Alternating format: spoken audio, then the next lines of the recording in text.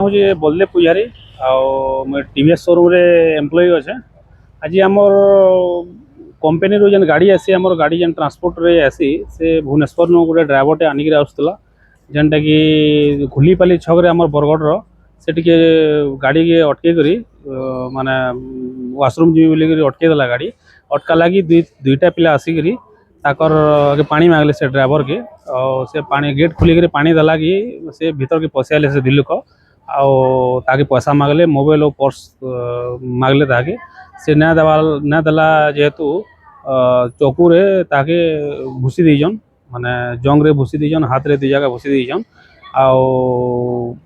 माने से तापरे ड्राइवर माने भी ताके पेलापुली करी देखिरे से पले आइसी और एबे सरकारी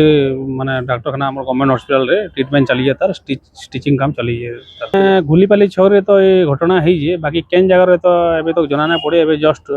थाना रू आमे जेतु एफआईआर देइछु थाना रू आइछन एरा इन्वेस्टिगेशन करू जम जना पड़बा। ड्राइवरटा एक्चुअली से कहउतले कटक रो आन लेकिन से भुवनेश्वर हमर जे डिपो जे से गाड़ी चलासन कंपनी।